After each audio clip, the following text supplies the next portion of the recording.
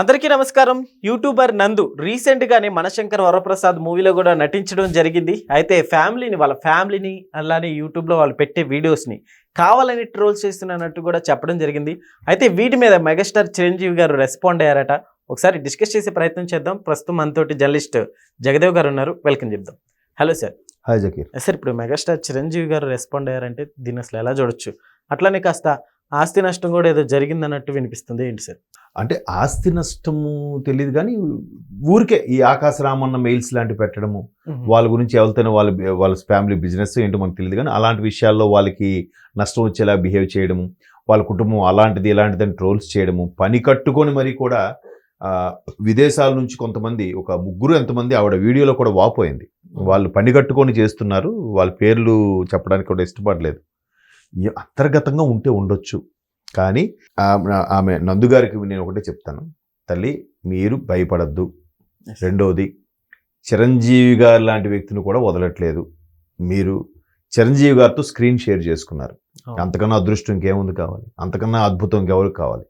ఎప్పటి నుంచో ఇండస్ట్రీలో పండిపోయి ఉన్న వాళ్ళకే రాని అవకాశం మీరు ఆయనతో పాటు స్క్రీన్ షేర్ చేసుకోవడం, పైగా అది కాదక్క ఏంటి ఇది న్యాయం అని చెప్పడం, వాళ్ళకి తిరిగి రివర్స్ కౌంటర్ వేస్తే వీళ్ళిద్దరూ నందు గారు నెక్స్ట్ ఆమె చాలా సినిమాలు చేసింది, ఆవిడ పేరు గుర్తు రావట్లేదు. ఆవిడ కూడా మాస్ సినిమాలో హ్యాండిక్యాప్డ్ చెల్లెలుగా యాక్ట్ చేస్తుంది నాగార్జున గారితో.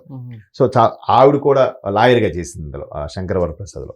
వాళ్ళిద్దరూ మోటివేట్ చేసి రివర్స్లో చిరంజీవి గారు కౌంటర్ వేస్తే వీళ్ళిద్దరు కలిసి నయనతార గారు చెప్తారనమాట, ఎటువంటి మంచి కుర్రోడిని ఎటువంటి వాడిని ఎలా వదులుకున్నావు అన్నట్టుగా. సో అంత స్క్రీన్ నేను ఫస్ట్ చూడగానే ఎక్కడ చూశాను ఈమె ఆర్టిస్ట్ పేరేంటి అని అనుకుంటున్నాను. వెంటనే మా మిస్సెస్ మనకు షార్ట్స్లో ఎక్కువ చూస్తుంటారు కదండి, ఆవిడ బాగా చేస్తుంటారు, అచ్చా ఈవిడ ఎక్కడ చూశాను అనుకుంటున్నాను. అంటే అంత ఫేమ్ వస్తేనే కదా. ఇప్పుడు అనిల్ రావిపూడి అనే వ్యక్తి ప్రతి ఫ్రేము, ప్రతి ఎపిసోడు, ప్రతి స్కెడ్యూల్ కూడా చాలా అందంగా తీర్చిదిద్దుకుంటాడు. మరి ఆయన కలంలో అట్లా ముందే పక్కన చిన్న చిన్న సన్నివేశాలతో సహా రాసుకుంటాడేమో తెలియదు కానీ అంత అద్భుతంగా. ఎందుకంటే చిన్నప్పటి నుంచి చిరంజీవి గారి సినిమాలు, రాజేంద్ర ప్రసాద్ గారి సినిమాలు చూసి పెరిగిన వ్యక్తి ఆయన. ఆ టైమింగు, ఆ ఎక్స్ప్రెషన్తో కూడా కామెడీని పండించేలాగా ప్రేక్షకులు మెప్పించగల సిద్ధహస్తుడు అనిల్ రావిపూడి. అది ప్రూవ్ అయిపోయింది. వరుసగా ఇది 9వ సినిమా, 9 హిట్లే కదా. సో అటువంటి దర్శకుడికి ఇక్కడ ఎక్స్ప్రెషన్, చిరంజీవి గారి ఎక్స్ప్రెషన్ అంటే చా అన్నాడానికి ఆయన 100% బ్లాక్ బాస్టర్. చిరంజీవి గారి ఎక్స్ప్రెషన్ చెప్తున్నా, లుంగి కట్టాడు తాగుబోతే యాక్షన్ అంటే చాలామంది ఎవరు చెప్తారు కానీ చిరంజీవి గారి లాగా ఎవరు చేయలేరు ఆ పెర్ఫార్మెన్స్. అటువంటి ఎక్స్ప్రెషన్స్కే బాస్ అయిన చిరంజీవి గారికి ఆయనతో పాటు స్క్రీన్ చేసుకునే అవకాశం ఇప్పుడు దర్శకుడికి తెలుస్తుంది కదా, ఈ అమ్మాయిని పెట్టండి, వాడొద్దు సరిగా ఎక్స్ప్రెషన్స్ ఇవ్వట్లేదు అని పర్టికులర్గా చెప్పి అనిల్ రావిపూడి గారే ఈవెన్ ఏరుకోరి తీసుకొచ్చి చిరంజీవి గారి పక్కన పెడితే అంతకన్నా ఏం కావాలి? ఆ ఎంజాయ్ చేయమనండి. ఈ ట్రోల్స్ ఇవన్నీ వేస్ట్. పైపెచ్చు అదేంటూ ఫలించే వృక్షానికి రాతి దెబ్బలు అన్నట్టుగా, పండుండే చెట్టుకే మనం రాయితో కొడుతుంటాం.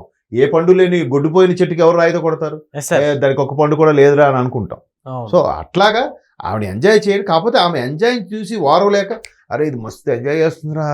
పైగా ఎప్పుడైనా సరే చూడండి, ఏ కొత్తగా అప్కమింగ్ ఆర్టిస్ట్, జూనియర్ ఆర్టిస్ట్ కానీ కొత్తగా వచ్చిన క్యారెక్టర్ ఆర్టిస్ట్ కానీ చూస్తే వాళ్ళు బయట ఎవరైనా పరిచయం చేస్తే, సార్ మీరు మీడియా అంట కదా, జర్నలిస్ట్ అంట కదా, నేను ఆర్టిస్ట్ని అండి అంటే, అవునా ఎందులో చేశారు అని అడిగితే, నాకు ఫలానా సినిమాలో క్లోజ్ షాట్ ఒకటి పడింది సార్, దానికి వైట్ షాట్ ఉంటుంది సార్, హీరో పక్కనే ఉంటాను సార్, నెక్స్ట్ సినిమా ఒకటి హీరోకి ఫ్రెండ్గా పడింది సార్ అంటే ఉత్సాహంగా చెప్తూ ఉంటారు.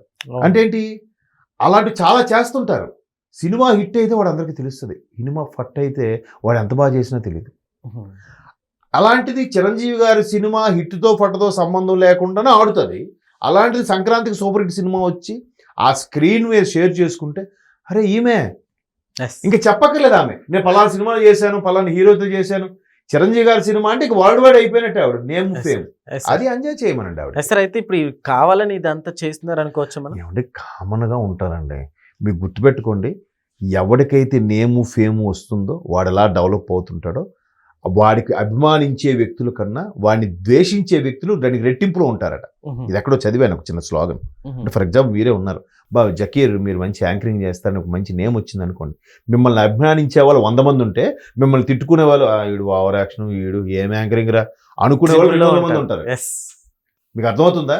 అంటే ఎదుటివాడు గొప్పతనాన్ని యాక్సెప్ట్ చేయలేకపోతాను, లేదంటే ఆడు గొప్ప అయిపోతున్నాడు, ఆడు డెవలప్ అయిపోతున్నాడు అని కడుపు మంటతో ఉండేవాళ్ళు జలస్ అనమాట. సో అట్లాగా కొంతమంది చేశాడా ఓకేలే. కొంతమంది నేను చాలాసార్లు అబ్జర్వ్ చేశాను, కొంతమంది ఆర్టిస్టులకి వాళ్ళకి తెలుసు కానీ ఎవడో తెలియనట్టు మీరు పలానా సినిమా కదా ఓకే అని అంటారు. వాడెంత నేము ఫేమ్ ఉన్నవాడికి అలాగంటే వాడు ఎంత ఫీల్ అవుతాడు, వీడు కావాలని ఆడు గొప్ప మనకేంటి, ఆడుకు ఆర్టిస్ట్ అయితే ఆడ మనం పెంచుతున్నాడా మనం చూస్తున్నాడా, ఇట్లాంటి స్వభావం ఉన్నవాళ్ళు ఆ ఎదుటివాడి గొప్పతనాన్ని యాక్సెప్ట్ చేయలేరు. లేని పక్షంలో కామెంట్ల రూపంలో పిచ్చి పిచ్చిగా పెట్టడం, కామెంట్ రూపంలో ఆ నేమ్ చేయలేక బూతులు పెట్టడం, ఇట్లాగే ఇప్పుడు నందు గారు చేసినట్టుగా ట్రోల్స్ చేయడం, పని కట్టుకొని ఏదో చేయడం చేస్తారు. ఇప్పుడు బన్నీ గారి వ్యవహారం చూసుకోండి, ఆవిడ ఎవరో చనిపోయింది, అక్కడ బన్నీ తప్పేముంది చెప్పండి. ఆయన బొట్టు పెట్టి అమ్మా నాకు మొదటి షో నువ్వే చూడు తల్లి నీ పిల్లడితో రాసారని అని చెప్పాడా? సరే, ఆయన బయటకు వచ్చి ఎందుకు అభివాదం చేయాలి అని ఒకడెవడో పెట్టాడు. అరే అక్కడికి వచ్చి బయటికి అభివాదం చేయకపోతే ఈ హీరోకి ఏరగంటాడు ఎంత పొగరేటు అనుకుంటారు అనుకోరా? ఆయన తప్పేముంది అక్కడ? అభిమానిగా అభివాదం చేయకపోతే ఆయనే అంటారు. కాకపోతే ఏదో రాజకీయ కక్షతో గతంలో ఒక ఎమ్మెల్యేకి సపోర్ట్గా వెళ్ళాడు అనేది కొంతమందికి నచ్చలే, ఆ నచ్చని దాన్ని బ్యాడ్గా ట్రోల్స్ చేశారు. చిరంజీవి గారికే తప్పలేదు, ఆయన అదే అంటాడు.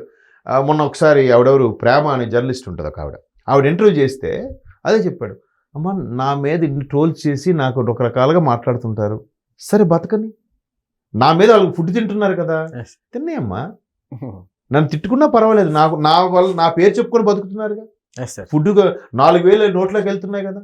అవునేమండి, ఒకవేళ నన్ను ఎవడైనా పొగిడాడా అది మంచిదే, అది కూడా తలకెక్కకుండా చూసుకుంటా, వెళ్ళి వెంటనే నా బెడ్రూమ్లో కటిక నేల మీద పడుకుంటా కాసేపు, నేను వచ్చిన స్థానం ఇది కదా, నేను పైకే వెళ్ళిపోవట్లేదే, అంత ఉన్నత స్థానానికి వెళ్ళలేదులే అని అనుకుంటా. పద్మభూషణ్, పద్మవిభూషణ్, ఎన్నో ఫిల్మ్ఫేర్లు, బిగ్గర్ దాన్ బచ్చన్, ఈ మెగాస్టార్ ఇమేజ్ కంటేనండి వీళ్ళందరూ. ఇప్పుడంటే సోషల్ మీడియా తోటకూర. ఇప్పుడు ఇంతకుముందు ఎవడో రాశాడు చిరంజీవి గారి కెరీర్లోనే హైయెస్ట్ కలెక్షన్స్ అని. హైయెస్ట్ కలెక్షన్స్ ఇప్పుడు నెంబరు. ఘరానా మొగుడు ఆ రోజుల్లో 90s 10 కోట్లు కలెక్ట్ చేసిన సినిమా. 10 కోట్లు అంటే ఇప్పుడు లెక్కేసుకోండి. ఘరానా మొగుడు ఎప్పుడు వచ్చింది? 92, 93 వచ్చిన సినిమా. 93 అంటే ఆల్మోస్ట్ 33 ఏళ్ళ కిందట సినిమాకి 10 కోట్లు అంటే ఇప్పుడు లెక్కేయండి 10 కోట్లు ఎంత వాల్యూ చేసి ఉంటుంది. 10,000 కోట్లైనా ఆశ్చర్యపోవక్కర్లే కదా. కాబట్టి అలాంటి చిరంజీవి గారితో పాటు స్క్రీన్ షేర్ చేసుకున్న ఆవిడ ది మూమెంట్ని ఎంజాయ్ చేయమనండి. ఇవన్నీ పట్టుకోవద్దు, మనసులో పెట్టుకోవద్దు. ట్రోల్స్ చేసేవాళ్ళు చేస్తూనే ఉంటారు. ఒక విధంగా ఆ నందు గారికి నేను చెప్పే ఉచిత సలహా ఏంటి, ఉచితంగా ఎవడో ఇచ్చేస్తాడు కాబట్టి, తల్లి మీకు ఎంతమంది ట్రోల్స్ చేస్తే మీరు అంత పైకి వెళ్తారు, అవన్నీ మెట్లుగా చేసుకొని వెళ్ళిపోండి, మీరు ఎంజాయ్ చేయండి అంతే. ఆ కడుపు మంటతో ఆడు ఏడుస్తున్నాడు అనుకోండి, మీ ఏడుపే నా ఎదుగుదలని చెప్పి చాలామంది లారీలు వెనక రాస్తూ ఉంటారు. ఆ స్లోగన్తో పెట్టుకోమంటే సరే అంతే. Okay sir, thank you.